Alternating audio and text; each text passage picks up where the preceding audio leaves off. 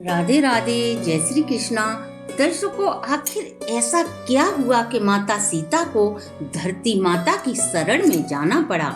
यही बात हम इस वीडियो के माध्यम से आपके बीच साझा करेंगे। इससे पहले यदि आप हमारे चैनल पर नए हैं तो सब्सक्राइब करें, वीडियो को शेयर एंड लाइक अवश्य करें। संपूर्ण जानकारी के लिए वीडियो को अंत तक जरूर देखें। जैसे ही भगवान राम को पता चला कि सीता वाल्मीकि मुनि की कुटिया में रह रही हैं, तो भगवान राम ने अपने विशिष्ट दूत के द्वारा वाल्मीकि आश्रम में यह संदेश भिजवाया कि यदि आप साक्षी बने कि सीता मन वचन कर्म से पवित्र है, तो मैं सभी प्रजाजनों के समक्ष सीता को स्वीकार कर लूंगा। तब संदेश वाहक के द्वारा वाल्मीकि मुनि ने कहलवाया कि सीता पवित्र है और वह सभी परीक्षा देगी जो आप चाहते हैं, क्योंकि स्त्री के लिए पति परमात्मा होता है।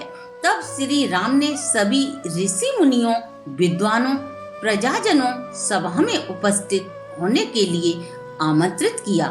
प्रभु श्री राम का संदेश पाकर सभी गणमान्य व्यक्ति प्रजा सहित सभा में उपस्थित थे। निश्चय समय पर महर्षि वाल्मीकि सीता को लेकर पधारे।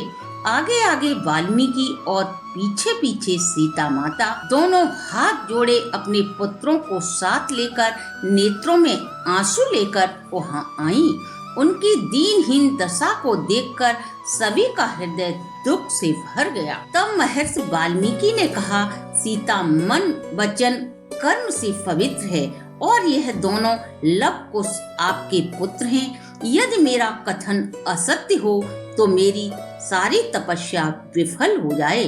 महर्षि के ऐसे वचनों को सुनकर रघुनंदन बोले, मुनि श्रेष्ठ, आपका कथन सत्य है।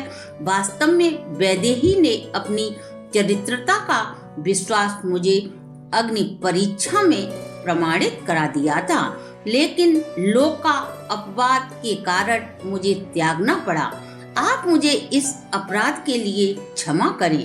लेकिन फिर उन्होंने सभी जन समुदाय को लक्ष्य बनाकर कहा, मुझे आपके कथन पर पूरा विश्वास है, लेकिन सीता सभी के सामने अपनी पवित्रता स्वीकार करे, तभी मैं उन्हें अपना सकता हूँ।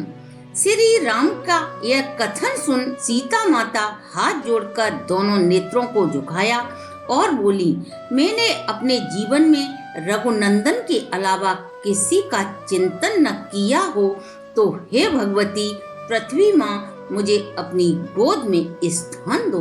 मैं हमेशा प्रभु श्री राम का स्मरण करती हूँ और मैं उन्हीं को जानती हूँ।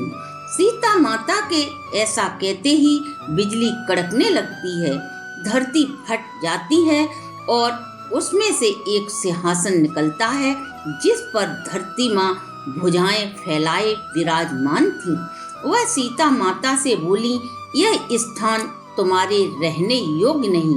आओ बेटी, हम अपने लोक में चलते हैं। सीता माता सभी से विदा लेती हैं। सारी प्रजा सीता माता से क्षमा मांगती है, तो सीता माता सभी को खुश रहने का आशीर्वाद देती हैं। जब लव कुश अपनी माँ को रोकते हैं, तो सीता माता कहती हैं, मैं तुम्हें तुम्हारे पिता के हाथों में सौंपती हूँ।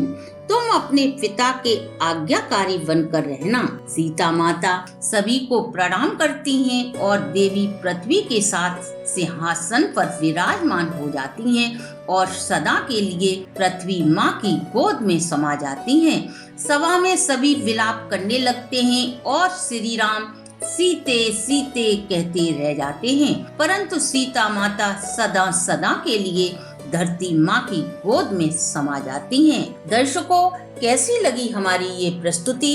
अगर आपको हमारी प्रस्तुति अच्छी लगी हो तो आप हमारे चैनल को लाइक, सब्सक्राइब और शेयर करें।